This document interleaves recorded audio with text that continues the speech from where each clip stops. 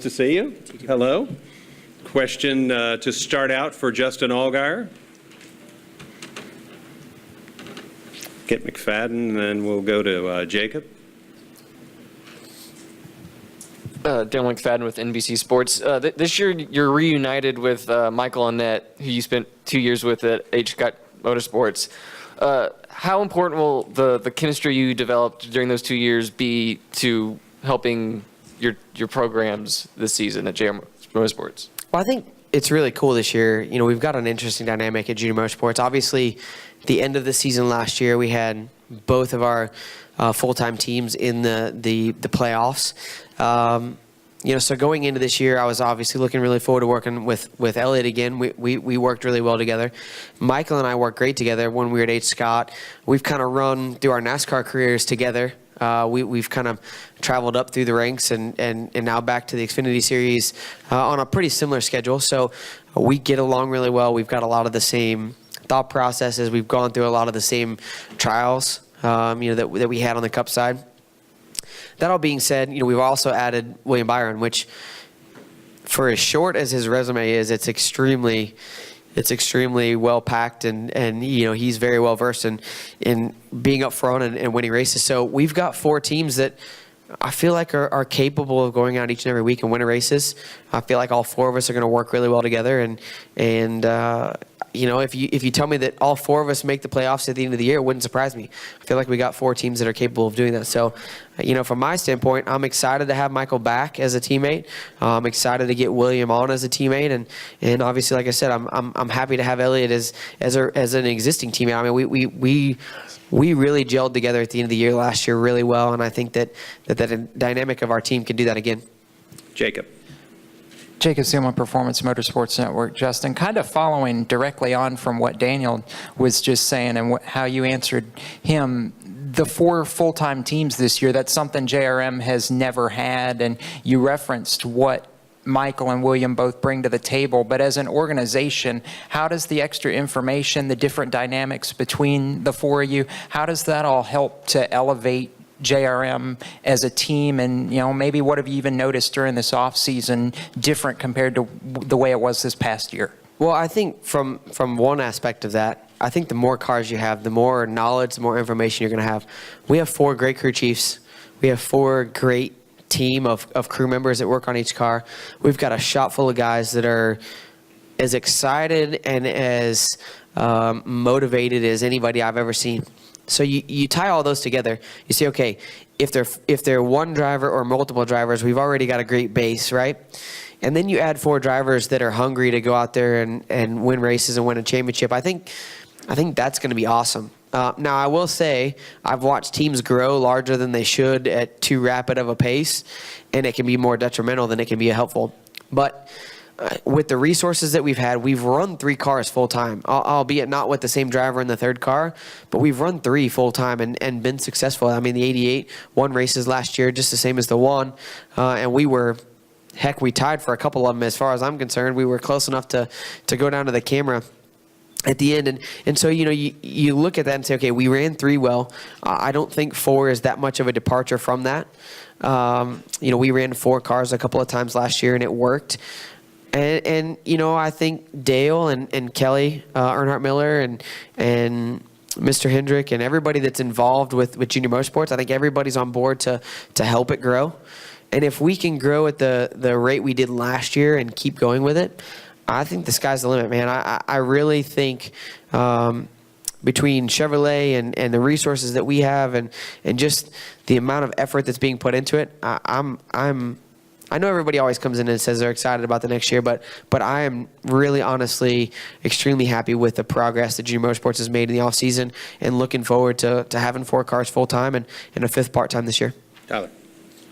Tyler Burnett, Motor Racing Network. I asked Brennan Poole a similar question this week, but the last time we went to Daytona, it was a bit of a frustrating finish for you. Do you still have a bad taste in your mouth from that finish, and are you looking forward, knowing that you ran so well, getting back to there? Well, the optimism side of me says that we finished 2nd, so it ought to be a good day, right? The pessimistic side of me says, man, we finished second, but we were so close to winning the race. I think for all of us, Daytona, Talladega, they're so much fun. I mean, they're crazy exciting races. I think the addition to the rules this year, the enhancements, I think that's going to make the races more interesting in the fact that now not only are we going to have a battle to get to the last lap, we're going to have a battle 3 times throughout the course of the race to get to that front spot. The other part of it is the plate racetracks have been good for junior motorsports as a whole. They've been good for Dale Jr. We've got some things that as we run, I feel really confident in our restrictor plate program. I've got a great spotter. TJ Majors does Dale stuff on Sundays. He spots for me on the Xfinity Series races. So I feel like we've got all the pieces of the puzzle. Am I disappointed they ended the way they did? Yeah. But at the same time, I can say there have been plenty of races I would have loved to have been in the top 5 and couldn't even see it. So even though I'm disappointed, I think we got as good a shot as anybody going to Daytona and have a chance to win. You've gotten to race with your sponsor, Rick Brandt, a couple of times. Did you go anywhere over the off-season racing in South America any this year? I did. Yeah, I got to go to Brazil and drive the Brandt Professional Agriculture car down there. It was there's Miguel Paludo, former NASCAR driver, runs in the Porsche Brazil GT3 Cup. So we got to go down there and do some endurance races with him. We actually won the championship, the last race that we were there. So as the Endurance Series Championship went, we won the overall title and got to celebrate a Brazilian style, which I will say the Victory Lane celebration was pretty awesome. And it reminded me a lot of the championship banquet or the championship celebration on the front straightaway at Homestead. So I'd be okay with that. I think we could. I think we could manage the celebration at Homestead this year. So you practiced up. Chris Knight. Chris Knight, CatchFence.com. Speaking of Miguel Paludo, he was around the NASCAR scene for several years, and then unfortunately things didn't iron out where he could compete in trucks, and he moved on to back home. Have you talked to him about aspirations of him maybe wanting to come back to NASCAR at some point? Yeah, he actually still lives in Mooresville. He's technically my neighbor. I think he lives about a mile from me. Miguel is, first of all, if you've ever met Miguel, he's a great guy. I mean, he's one of the best that was in the garage, and obviously, as you said, it didn't work out for him that he was still here running NASCAR stuff. But I talked to him a lot, actually, very in depth about NASCAR and what his goals were to get back to NASCAR, and NASCAR is something that it's hard to walk away from. To be successful and win a championship in Brazil, you would say, oh, hey, you're at the top. You're doing what you want to do, and his goal is to still get back. I mean, he still wants to come back and be a part of it, and it's been really cool to see the initiative. Brandt is expanded into Brazil, so with Miguel's relationship with Brandt already from here in the United States, and to be able to go down there and to represent the Brandt Professional Agriculture name, I think that's been huge. It's grown a lot, and so I think that he's enjoyed that success, but at the same time, I think he still would aspire to get back here and do some stuff in NASCAR. Clear up where you were at 2:30 or where you came from that you've been up since then.